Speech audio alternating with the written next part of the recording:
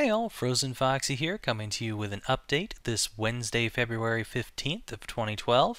I'm pretty sure this is going to turn into a rant later on, so I'll probably put it under my rants, but we'll see how that goes. As usual, YouTube and Google are being jerks and updating things and screwing things up and yeah, the usual stuff. So I went to my channel today and noticed that my video on my channel is autoplaying, which I did not select. I think that's happened before in the past, but whatever. I guess I'll just live with it.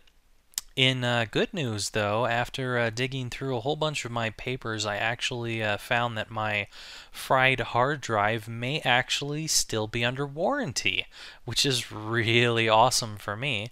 It was a little bit difficult actually getting to the warranty once I figured out that it might still be under warranty, because it's a Samsung drive, and calling up Samsung just basically had them make me go through all these numbers and stuff. You've been on the line where they're like, press 1 for English, press 2 for Espanol, press 3 for flippity gibbet, and it just went on and on and on, because it was like the first thing was select your language, the next thing was select if you're calling for tech support, next thing is select if you're calling for TVs, blah blah blah, computers and all that kind of stuff. So select computers, and then it's like, were you calling for fax machines, printers, hard drives, blah blah blah. Finally get to hard drives, hit that, and then I'm like, okay, we are here. Hard drives. No, wait, there's more. Are you calling about a solid state drive? Oh my god, come on, just get me to it already. And then finally, at the end, when I've gone through this thing, I think it literally took about 20 minutes to go through these prompts. So by this time, I'm getting kind of annoyed. I get really annoyed because the next thing it tells me is Samsung no longer supports hard drives. Why did you even ask me about solid state drives and ATA and laptop and everything? No, you didn't have to ask me all that. You could have just said Samsung does not support the hard drives. So apparently, I guess Seagate bought out Samsung's hard drive stuff, so now Seagate is supporting it, which means that I have to go to Seagate to get a warranty for my Samsung drive, which might be a good thing because I might get a Seagate drive, and honestly, I think the Seagate is a little bit more durable than Samsung. I mean, these days there's a high chance that a lot of drives from anywhere is going to fail, but yeah. Anyway, I finally got through to Seagate, who told me that I need to get these special kind of boxes or they're not going to accept it, because they only guarantee it if you put it in this specific box, and if you didn't do that, then they might just return the drive to you, or not even return the drive to you. They might charge you for something or other. I don't know. It sounded like a bunch of hooey. So anyways, I had to go buy these boxes. And then not only that, but when I went to go buy these boxes to ship my hard drive back to try and get this warranty, they're like, oh, by the way, you can't buy one box. No, you have to buy 10 boxes, because they only come in a bundle of 10 boxes. So after paying about $30 for boxes, I still haven't shipped my hard drive out for the RMA stuff, which means I'm going to have to pay for the shipping for the RMA itself. Real awesome, Seagate. Real awesome. I will not be buying Samsung or Seagate drives in the future. I'm going to be sticking with Western Digital because they have a much better warranty program than you. And their drives normally work for me. So I'll just stick with that from now on.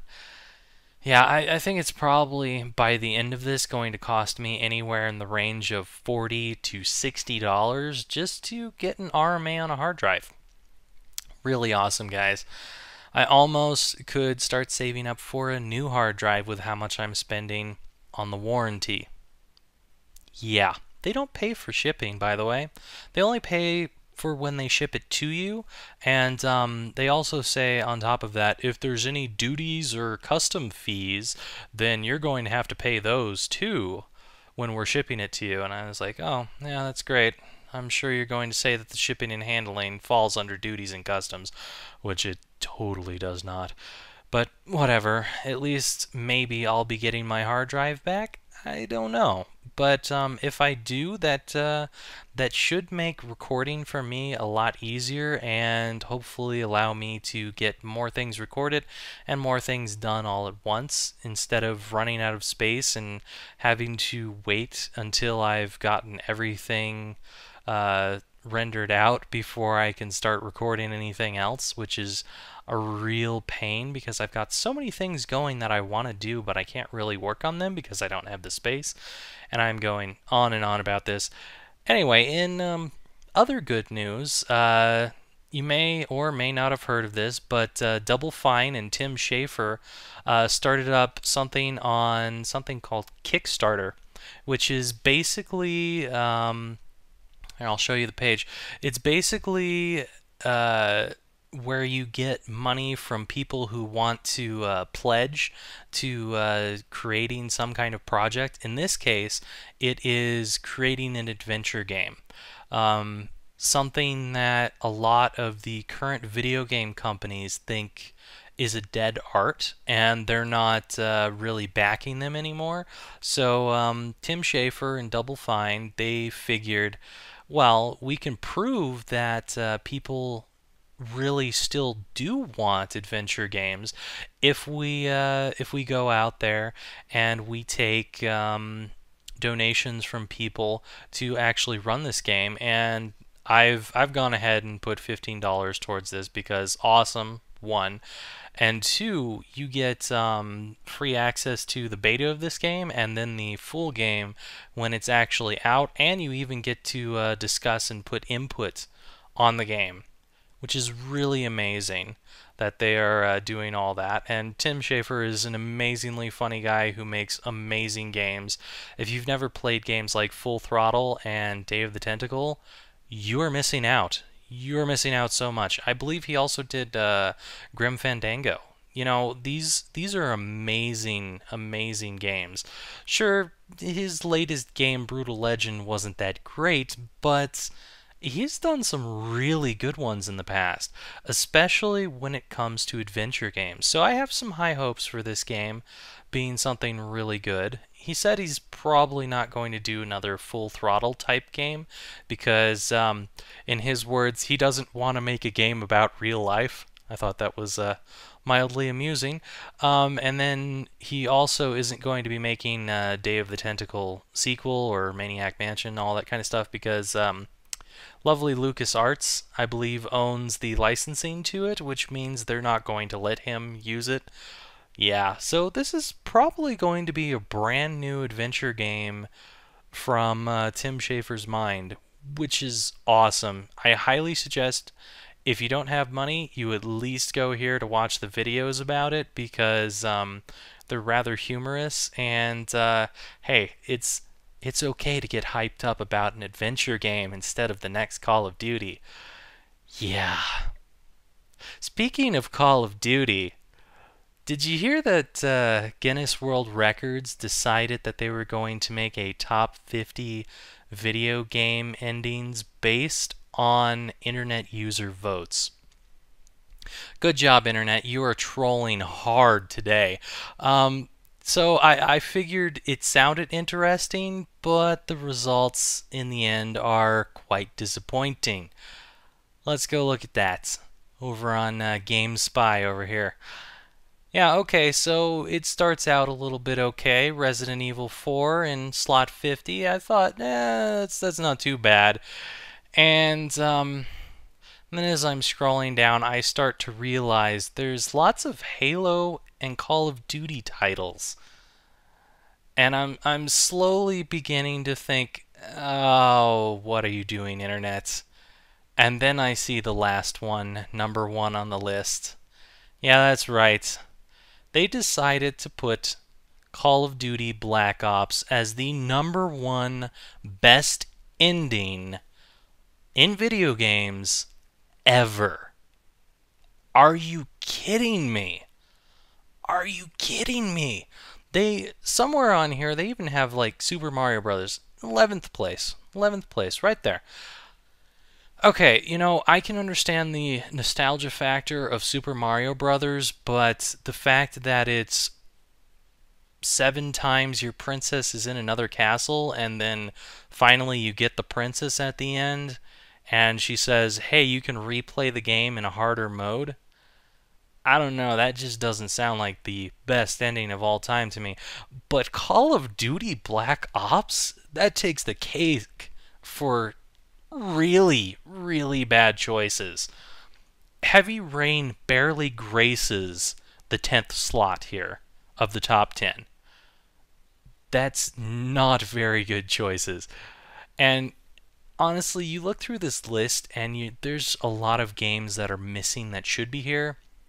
I mean, like, what about Silent Hill, Dead Space, Legend of Dragoon, Chrono Trigger, Star Ocean: The Second Story, Vampire the Masquerade Bloodlines, Breath of Fire 2, Amnesia: The Dark Descent, Indigo Prophecy, Still Life, The Longest Journey, or hell, let's go back to Tim Schafer with Full Throttle and Day of the Tentacle.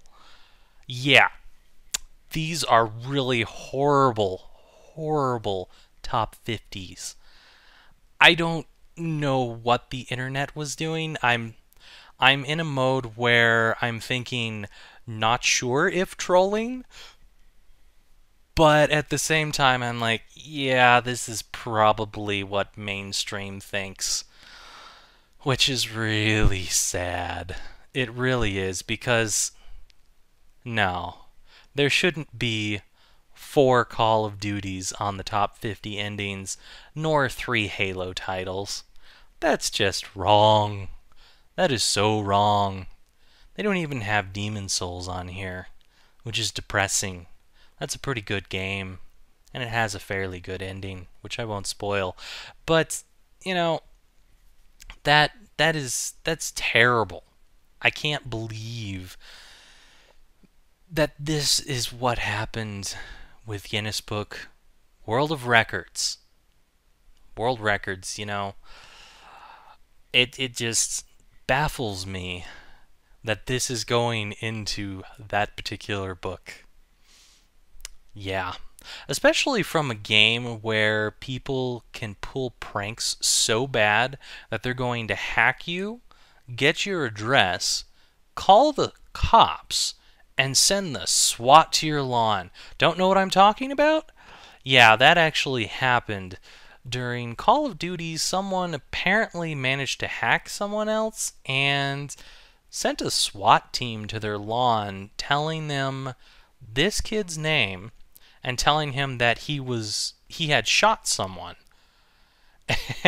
Yeah, shot someone. So I'm guessing the whole joke here is that he was probably kicking ass in Call of Duty and shooting this guy over and over again, who decided that he was going to hack and prank, and it's very possible that this kid could have gotten shot when he was forced to exit his house by a SWAT team. Awesome. Well, there is one good turnout to this. There's going to be one less idiot on the internet, because whoever pulled this prank, the cops are going to get a subpoena and get their information, and then they probably will not be allowed to be on the internet ever again. Way to go. Way to go. I don't even understand why you would do something like this. Do you seriously get that mad that you have to go and hack someone? Can't you put your skills to better use? And, probably it's a 10-year-old or something, which is really impressive that they can hack like this, but bad use of those skills. Anyway, that's all I've got for right now, and I'll go ahead and link the top 50, this article that I'm looking at here, and the Double Fine thing, because honestly, you should all go check out Tim Schafer's new possible game. I mean, the really cool thing about this is their goal was $400,000, and they met that in 8 hours. I am really hoping to see the return of many, many good adventure games. I would be so delighted. See y'all later. Bye for now.